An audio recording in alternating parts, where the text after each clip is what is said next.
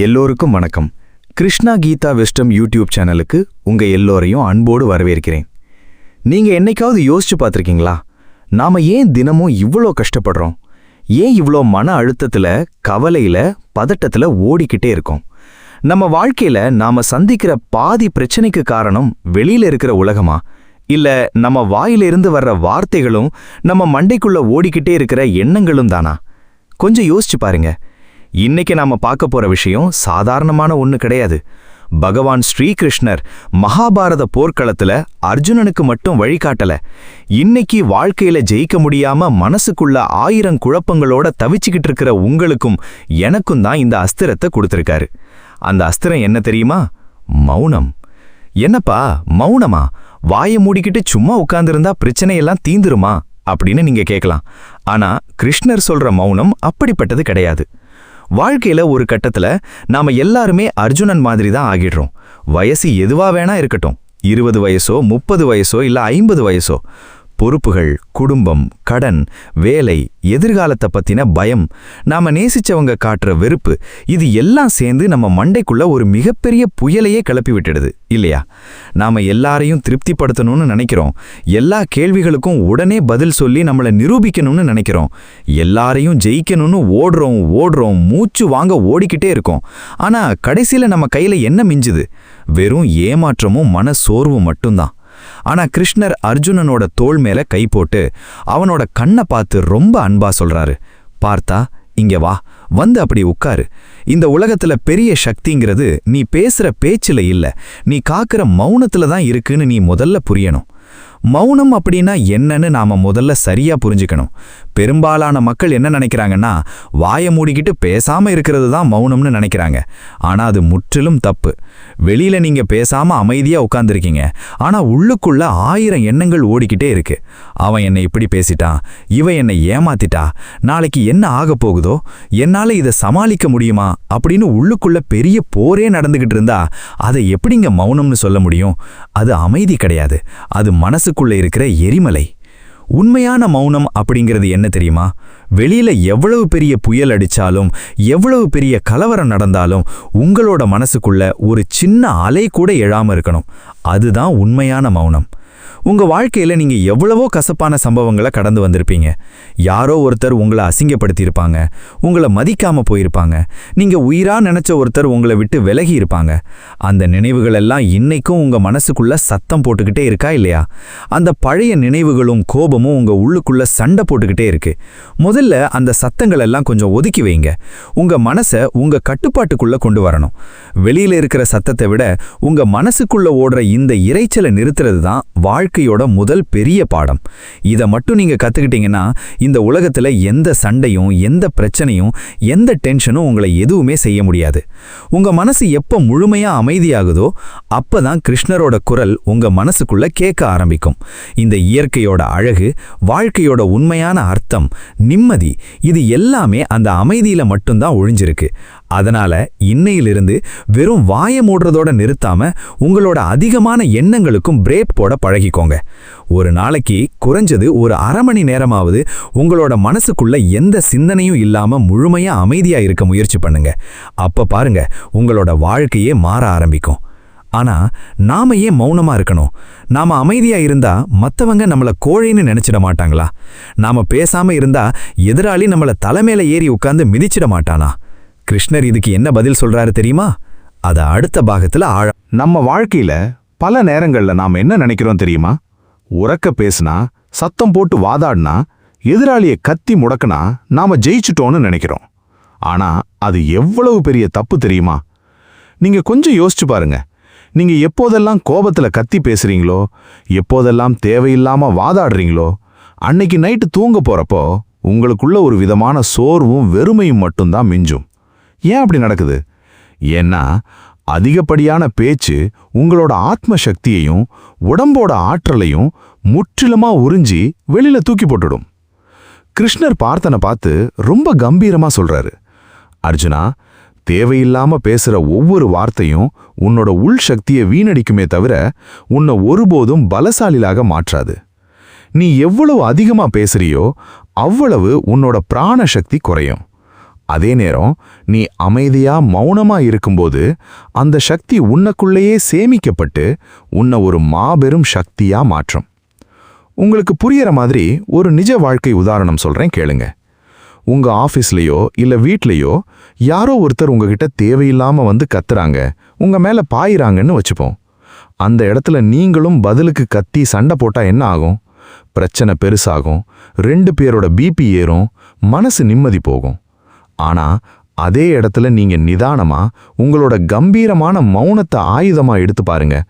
அவங்க கத்தி கத்தி கலைச்சு போய் கடைசியில அவங்களோட கோபமே அவங்கள சுட்டரிச்சு உங்களோட அந்த அமைதிக்கு முன்னாடி அவங்க தலை குனிஞ்சு நிப்பாங்க.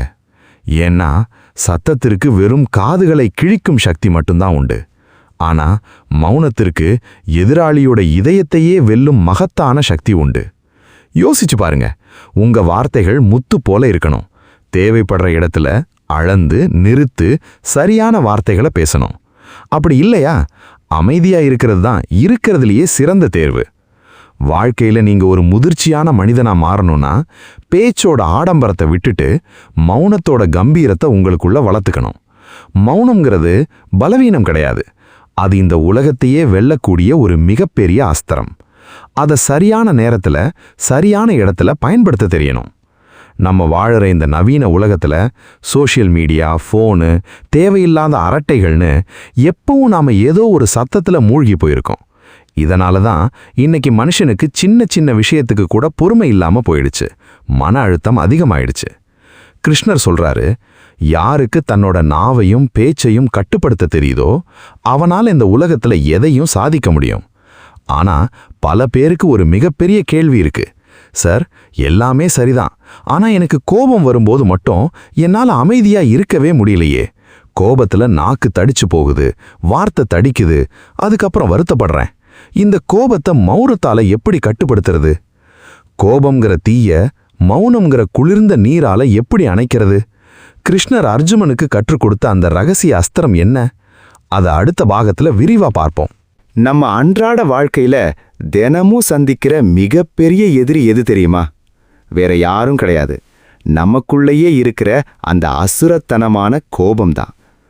காலையில எழுந்திருக்கிறதுலிருந்து ராத்திரி தூங்க போற வரைக்கும் எத்தனையோ பொறுப்புகள், குடும்ப சுமைகள், கடன் தொல்லைகள், ஆஃபீஸ் பிரஷர்னு எல்லாமே தலைய பிச்சுக்க வைக்கிறப்போ கோபம் வர்றது ரொம்ப இயல்பான ஒரு விஷயம்தான்.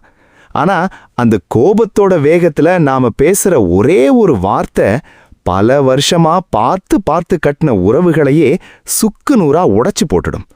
நீங்க கொஞ்சம் யோசிச்சு பாருங்க. நீங்க கோபத்துல உணர்ச்சி வசப்பட்டு உங்க மனைவி கிட்டயோ, உங்க கணவர் கிட்டயோ, இல்ல உங்களையே நம்பி இருக்கிற உங்க குழந்தைங்க கிட்டயோ ஏதோ ஒரு கொடூரமான வார்த்தையை விட்டுருப்பீங்க. அதுக்கப்புறம் கோபம் தணிஞ்சதும், ஐயோ நான் அப்படி பேசியிருக்க கூடாது, என்னை மன்னிச்சிடுங்க அப்படின்னு 1000 தடவை கை கூப்பி மன்னிப்பு கேட்டாலும் அந்த வார்த்தை ஏற்படுத்தின வடு அவங்க மனசுல இருந்து மாறுமா? கண்டிப்பா மாறாது. பழைய அன்பும் நைச்சியமும் திரும்ப வர்றது ரொம்ப கஷ்டம். அதனாலதான் கிருஷ்ணர் அர்ஜுனனுக்கு ரொம்ப ஆழமான ஒரு பாடத்தை நடத்துறாரு. பார்த்தா, உனக்கு கோபம் வர்ற அந்த ஒரே ஒரு நொடியில நீ மௌனத்தை கையில் எடுக்க கத்துக்கோ. அது உன்னை மிகப்பெரிய பேரழிவிலிருந்து காப்பாற்றும். உங்களுக்கு கோபம் வரும்போது அந்த கணத்துல நீங்க யாருக்கும் எந்த பதிலும் சொல்லாதீங்க. ஏன்னா கோபத்துல குதிச்சுக்கிட்டு இருக்கிற மனசால ஒருபோதும் சரியான முடிவையோ சரியான வார்த்தையோ யோசிக்க முடியாது. அந்த நேரத்துல நீங்க அமைதியை மட்டும் பிடிச்சுக்கிட்டீங்கன்னா உங்களோட மூளைக்கு அந்த சூழ்நிலையை நிதானமா யோசிக்க கொஞ்சம் அவகாசமும் கேப்பும் கிடைக்கும். அந்த கோபத்தோட வேகம் குறைஞ்சதுக்கப்புறம் நீங்க திரும்ப போய் அந்த பிரச்சனையையோ இல்ல அந்த மனிதரையோ பார்த்தீங்கன்னா உங்களுக்கே தோணும், ச்சே இதுக்கா நாம அவ்வளோ கோபப்பட்டோம், இதுக்கு போய் அவ்வளோ வார்த்தைகளை விட்டமே அப்படின்னு உங்களுக்கே சிரிப்பு வரும். கோபம்ங்கிறது ஒரு பெரிய தீ மாதிரி. அதுக்கு நீங்க பேசுற வார்த்தைங்கிற நெய்யை ஊத்தி இன்னமும் பெருசாக்காதீங்க. அதுக்கு பதிலா மௌனம்ங்கிற குளிர்ந்த தண்ணீரை ஊற்றி அந்த கோபத்தோட ஜுவாலைய அங்கேயே அமைதிப்படுத்த கத்துக்கோங்க. நீங்க கோபத்துல மௌனமா இருக்கும்போது உங்களோட மூச்சு காற்று சீராகும், உடம்போட இரத்த அழுத்தம் தானாவே குறைஞ்சு இயல்பு நிலைக்கு வரும். கோபத்தை உள்ளுக்குள்ள அடக்கி வச்சு புழுங்காதீங்க. அதுக்கு பதிலா மௌனத்தோட துணையால அதை அப்படியே கரைய வைங்க. இது உங்களோட உடம்புக்கும் நல்லது, உங்களை சுத்தி இருக்கிற மனிதர்களோட நிம்மதிக்கும் நல்லது. ஆனா நாம குடும்பத்திலையும் நட்புலையும் வாழும்போது வெறும் கோபத்தை மட்டும் கட்டுப்படுத்தினா போதாதே. நம்ம கூடவே இருக்கிறவங்க கிட்ட நாம எப்படி நடந்துக்கணும்? வார்த்தைகளால மட்டும்தான் அன்பை வெளிப்படுத்த முடியுமா, இல்ல மௌனத்தால உறவுகளை இன்னும் ஆழமாக்க முடியுமா? நம்ம அன்புக்குரியவர்களோட மௌனத்தை நாம புரிஞ்சுக்கிறது எப்படி? கிருஷ்ணர் காட்டும் அந்த காதலின் ரகசியம் என்ன? அத அடுத்த பாகத்துல பார்ப்போம். வாழ்க்கை பயணத்துல மனைவியோ கணவனோ குழந்தைகளோ பெற்றோர்களோ நல்ல நண்பர்களோன்னு நம்மள சுத்தி ஒரு பெரிய மனிதர் கூட்டமே இருக்கும். ஆனா உண்மையாவே யோசிச்சு பாருங்க, இவங்க எல்லார் கூடவும் நம்ம உறவு பலமா இருக்கா, இல்ல ஏதோ கடமைக்குன்னு ஓடிக்கிட்டு இருக்கோமா? நம்மள பல பேர் என்ன நினைக்கிறோன்னா, பொண்டாட்டிக்கிட்டேயோ இல்ல புருஷன்கிட்டயோ ஓயாம பேசிக்கிட்டே இருந்தா, அன்பை கொட்டிக்கிட்டே இருந்தாதான் அது காதல்னு நினைக்கிறோம். ஆனா அது வெறும் வெளிப்படைத்தன்மை மட்டும்தான். சில நேரங்கள்ல நமக்கு பிடிச்சவங்க கூட அமைதியா எந்த வார்த்தையுமே பேசாம பக்கத்துல உட்கார்ந்திருக்கிறது இருக்கே, அது 1000 வார்த்தைகளை விட அதிகப்படியான அன்பையும் நெருக்கத்தையும் கொடுக்கும். கிருஷ்ணர் பார்த்தனை பார்த்து சிரிச்சுக்கிட்டே சொல்றாரு, அர்ஜுனா, அன்புங்கிறது வார்த்தைகளோட தயவுல இல்ல, அது 2 இதயங்களுக்கு நடுவுல அமைதியா பாயிற ஒரு மிகச்சிறந்த உணர்வு. நீ அதிகமா பேசுற இடத்துல தான் தவறான புரிதல்களும் சண்டைகளும் அதிகமா பிறக்குது. ஆனா எதிரில் இருக்கிறவனோட மௌனத்தை நீ படிக்க கத்துக்கிட்ட அன்னைக்கு உன்னோட அன்பு அசைக்க முடியாததா மாறும். உங்களுக்கு புரியிற மாதிரி ஒரு யதார்த்தமான சூழலை சொல்றேன்.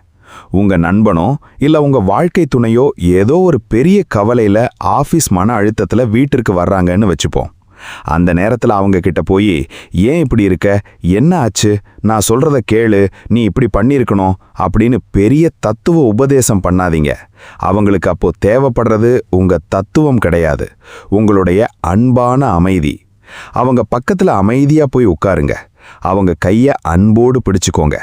உங்களோட அந்த அமைதியான மௌனத்துல, நான் உன் கூடவே இருக்கேன்டா, நீ எதுக்கும் பயப்படாத அப்படின்ற மாபெரும் நம்பிக்கை அவங்க மனசுக்குள்ள போய் சேரும். யார் ஒருவர் தனக்கு பிடிச்சவங்களோட கஷ்டத்தையும் அவங்க வெளிப்படுத்த முடியாத வேதனையையும் அவங்களோட மௌனத்திலிருந்து கிரகிச்சுக்கிறாங்களோ, அங்கே அன்பு என்னைக்குமே அழியாது.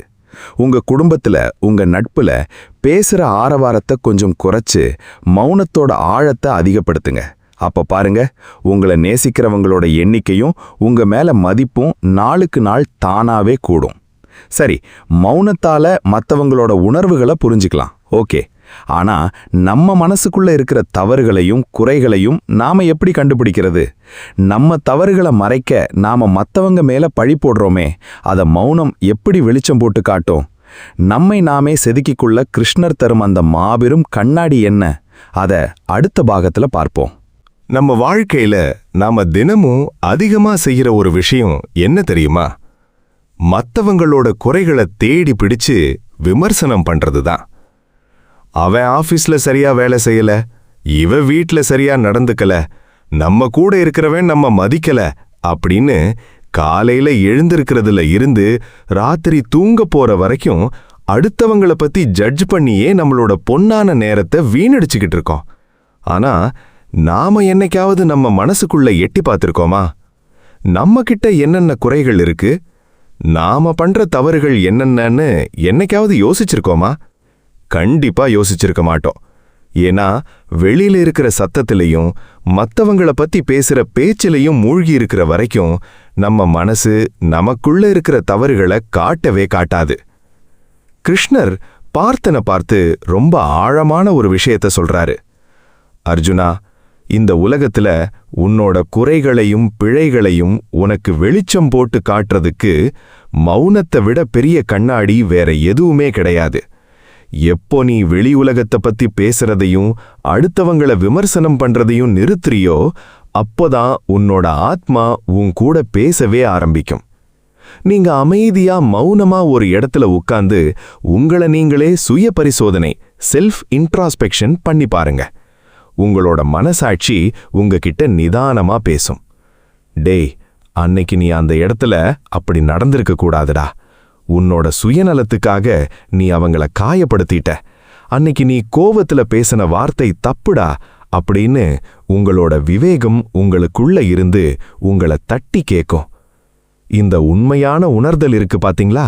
இதுதான் ஒரு சாதாரண மனிதனை உயரிய குணமுள்ள மனிதனா மாற்ற முதல் படி.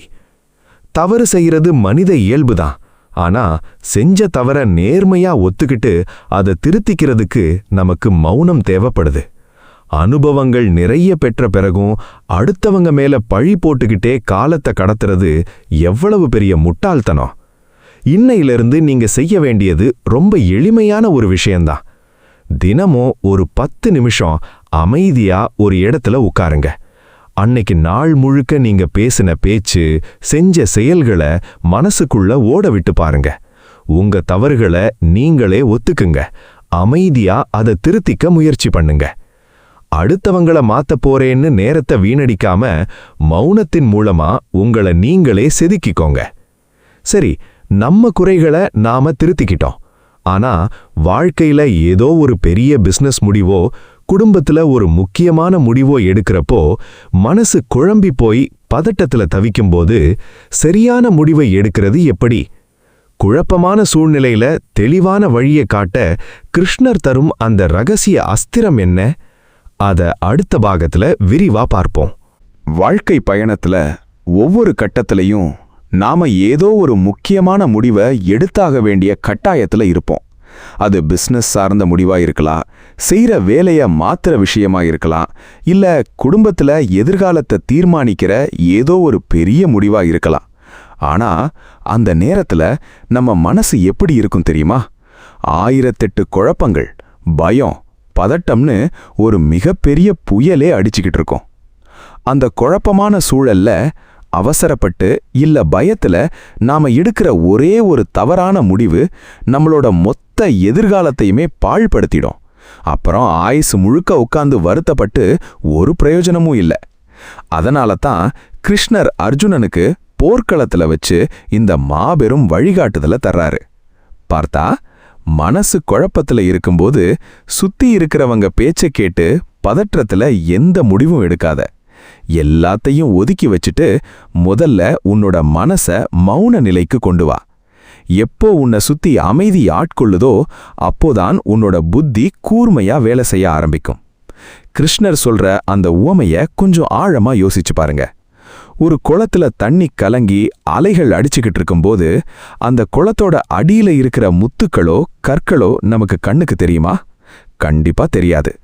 ஆனா அதே தண்ணி அமைதியாகி அலைகளெல்லாம் அடங்கி காமா மாறும்போது அடியில இருக்கிற ஒவ்வொன்றும் தெளிவா வெளிச்சம் போட்டு காட்டுமா இல்லையா? அதே மாதிரிதான் நம்ம மனசும். குழப்பத்துல இருக்கும்போது எது சரி எது தப்புன்னு தெரியாது. ஆனா மௌனமா உட்காரும்போது மனசுல இருக்கிற குழப்ப மேகங்கள் எல்லாம் தானாவே விலகி சரியான பாதை எதுன்னு நமக்கு அப்பட்டமா தெரிய ஆரம்பிக்கும். யாரோ வந்து பிரஷர் பண்றாங்கன்னு உடனே அவசரப்பட்டு வாக்குறுதி கொடுக்காதீங்க.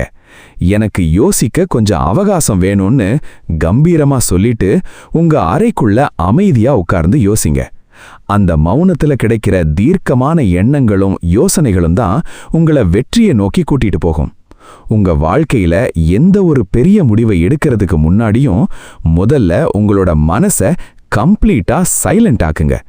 சரி, மனசுக்கு மௌனம் முடிவெடுக்க உதவுது, ஓகே. ஆனா இன்னைக்கு தேதியில மனுஷனுக்கு வர்ற பிபி, சுகர், ஹார்ட் அட்டாக், டிப்ரெஷன்னு பாதி வியாதிகளுக்கு காரணமே மன அழுத்தமும் அதிகமான சிந்தனைகளும் தானா? நம்ம உடம்பையும் மனசையும் நோய்கள்ல இருந்து காப்பாத்துற சஞ்சீவனி மூலிகையா மௌனம் எப்படி செயல்படுது? அத அடுத்த பாகத்துல பாப்போம். இன்னைக்கு இருக்கிற காலகட்டத்துல மனுஷனுக்கு வர்ற பாதிக்கும் மேற்பட்ட நோய்களுக்கு மூல காரணம் என்ன தெரியுமா? கிருமிகளோ இல்ல தொற்றுகளோ கிடையாதுங்க. நம்ம மனசுக்குள்ள அளவுக்கு அதிகமா நாம ஏத்தி வச்சிருக்கிற மன அழுத்தமும் கவலைகளும் ஓயாத சிந்தனைகளும் தான். பிபி, சுகர், தலைவலி, தூக்கமின்மை, ஹார்ட் ப்ராப்ளம்னு உடம்புல ஏற்படுற பாதி உபாதைகளுக்கு பின்னாடி இருக்கிற மெயின் வில்லனே நம்மளோட கட்டுக்கடங்காத எண்ணங்கள் தான். நீங்க எவ்வளவுக்கு அதிகமா தேவையில்லாத விஷயங்களை பத்தி யோசிச்சுக்கிட்டே இருக்கீங்களோ, சின்ன சின்ன விஷயத்துக்கும் உணர்ச்சி வசப்பட்டு ரியாக்ட் பண்ணிக்கிட்டே இருக்கீங்களோ, அவ்வளவு உங்க உடம்புல இருக்கிற உறுப்புகள் எல்லாமே பயங்கரமா சோர்வடைந்து போயிடும். கிருஷ்ணர் பார்த்தனை பார்த்து ரொம்ப அன்போட சொல்றாரு, பார்த்தா, மௌனம் அப்படிங்கிறது உன்னோட மனசுக்கு மட்டும் மருந்தல்ல, உன்னோட உடம்பையும் ஆத்மாவையும் ஒரே நேரத்துல குணப்படுத்துற ஒரு மாபெரும் திவ்ய சஞ்சீவினி. நீங்க கொஞ்சம் ஆழமா யோசிச்சு பாருங்க. நாள் முழுக்க கடுமையா வேலை செஞ்சு களைச்சு போன உடம்புக்கு ராத்திரி நாம தூங்குற தூக்கம் எப்படி புத்துணர்ச்சியை கொடுக்குதோ, அதே மாதிரி நாள் முழுக்க ஓயாம யோசிச்சு கத்தி சண்டை போட்டு களைச்சு போன நம்ம மனசுக்கு இந்த மௌனம் தான் மிகப்பெரிய ரெஸ்ட். நீங்க அமைதியா மௌனமா இருக்கும்போது உங்களோட மூளைக்கு அளப்பரிய ஓய்வு கிடைக்குது. தலைக்குள்ள ஓடுற எண்ணங்களோட பாரம் குறையுது. உடம்புல ஏற்படுற ஹார்மோன் ஏற்றத்தாழ்வுகள் சீராகி உங்களோட நோய் எதிர்ப்பு சக்தி, இம்யூனிட்டி தானாவே அதிகரிக்க ஆரம்பிக்கும். இதை நீங்க உங்களோட அன்றாட வாழ்க்கையில ஒரு பழக்கமாவே கொண்டு வரணும். வாரத்துல ஒரு நாளாவது இல்ல தினமும் கொஞ்ச நேரமாவது மௌன விரதம் இருக்கிற நல்ல பழக்கத்தை வளர்த்துக்கோங்க. அந்த நேரத்துல உங்களோட smart phone, TV, social media, மனுஷங்களோட பேசுறதுன்னு எல்லாத்தையும் ஆஃப் பண்ணி ஒதுக்கி வைங்க. இயற்கையோட சேர்ந்து அமைதியா காலார நடங்க இல்ல ஒரு இடத்துல மௌனமா உட்காருங்க. அப்போ உங்க உடம்புலையும் மனசுலையும் ஏற்படுற அந்த புதுவிதமான புத்துணர்ச்சியை நீங்களே கண்கூட உணர்வீங்க. உங்க உடம்பும் மனசும் ஆரோக்கியமா இருந்தா மட்டும்தானே நீங்க நினைச்ச சாதனைகளை இந்த உலகத்துல செய்ய முடியும். அதற்காகவாவது தினமும் மௌனத்தை நேசிக்க கத்துக்கோங்க. சரி, உடல் ஆரோக்கியத்துக்கு மௌனம் ஓகே. ஆனா வாழ்க்கையில எதிர்பாராத விதமா நமக்கு பெரிய இழப்போ துரோகமோ ஏமாற்றமோ நடக்கும்போது அந்த கசப்பான உண்மைகளை தாங்கிக்கிட்டு மீண்டு வர்றது எப்படி? காலத்தோட கசப்பான தீர்ப்புகளை மௌனமா ஏற்றுக்கொண்டு கம்பீரமா வாழ்வது எப்படி? அத அடுத்த பாகத்துல பாப்போம். வாழ்க்கைங்கிறது நாம போட்ட பிளான் படி நாம வரைஞ்ச பாதையில மட்டுமே என்னைக்குமே பயணிக்காது பார்த்தா. சில நேரங்கள்ல நாம சுத்தமா எதிர்பார்க்காத பேரடி நம்ம தேடி வரும். நாம உயிர் மூச்சா நம்புனவங்க நமக்கு துரோகம் பண்ணுவாங்க. பெரிய நஷ்டம் வரும். இல்ல நாம உயிரை விட மேலா நேசிச்ச ஒருத்தர் நம்ம விட்டு நிரந்தரமா பிரிஞ்சு போவாங்க.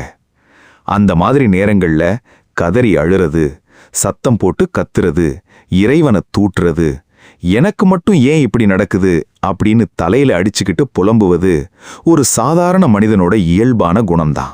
ஆனா நீங்க கொஞ்சம் யோசிச்சு பாருங்க. அப்படி கத்துறதாலேயோ புலம்புவதாலேயோ போய் சேர்ந்த உயிரோ கைவிட்டு போன பணமோ திரும்ப வரப்போகுதா? கண்டிப்பா வராது.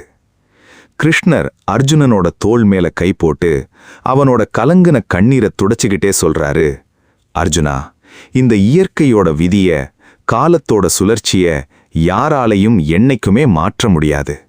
இங்கு எதுவுமே நிரந்தரம் இல்லாதப்போ இழப்புகளை பார்த்து நீ ஏன் நிலைகுலைஞ்சு போற?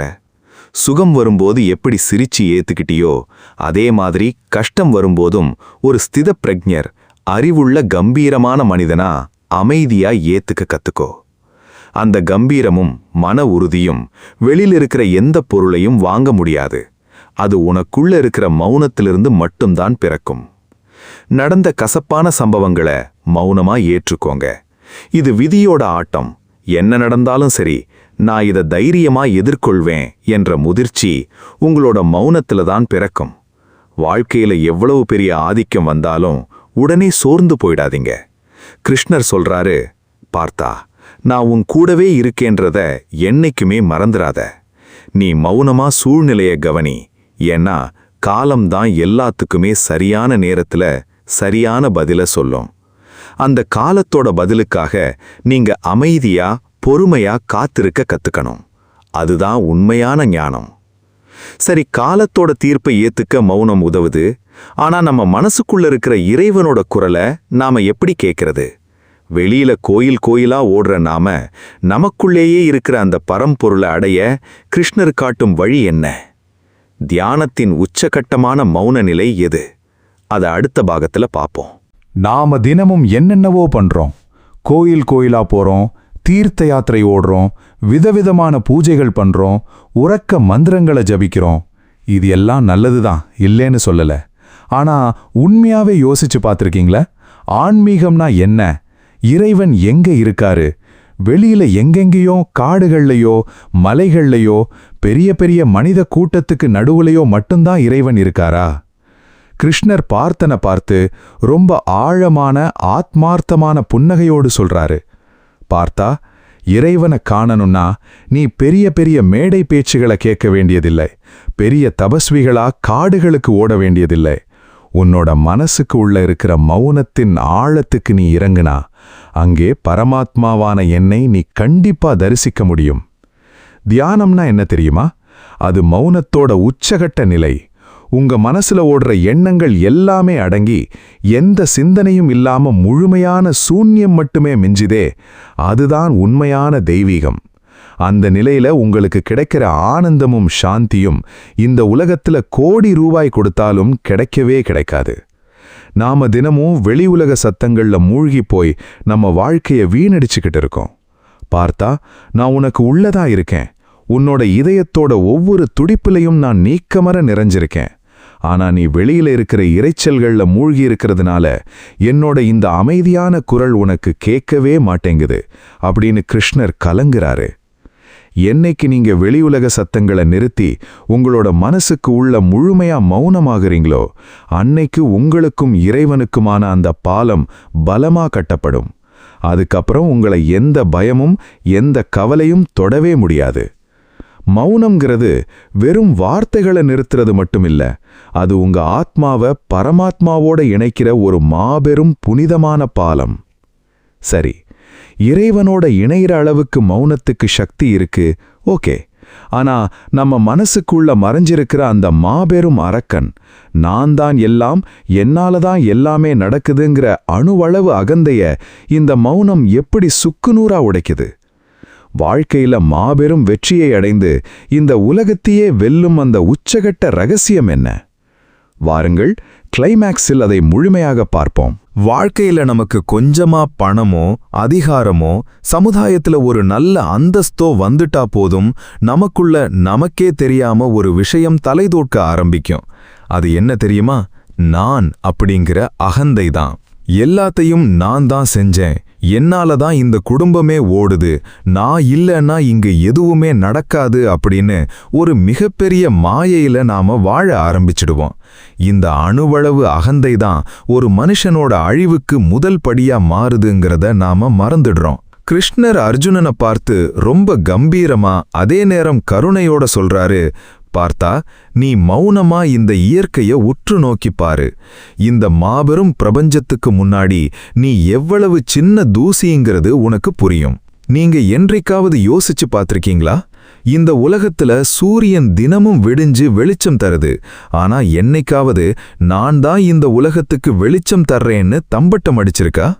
பெருங்கடலும் ஓடுற நதியும் பிரம்மாண்டமான ஆகாயமும் எவ்வளவு அமைதியா மௌனமா தன்னோட வேலையை செஞ்சுகிட்டு இருக்கு. இயற்கையோட இந்த மௌனம்தான் மனுஷனுக்கு பணிவையும் அடக்கத்தையும் கத்துக் கொடுக்குது. எப்போ உங்களோட மனசுல மௌனம் குடியேறுதோ அப்போ உங்களோட நான்கிற அகந்தை முற்றிலும் செத்துப்போகும்.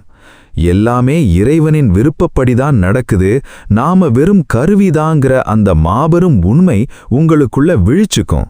அந்த நொடியில உங்க தலைமேல இருக்கிற அத்தனை பொறுப்புகளும் மனப்பாரமும் இறங்கி நீங்க பஞ்சு மாதிரி லேசாகிடுவீங்க. மௌனத்தோட உண்மையான மதிப்பை யார் ஒருத்தர் சரியா புரிஞ்சுகிட்டு வாழ்க்கையில கடைபிடிக்கிறாங்களோ அவங்க வாழ்க்கையில தோல்விங்கிற வார்த்தைக்கே இடம் இருக்காது.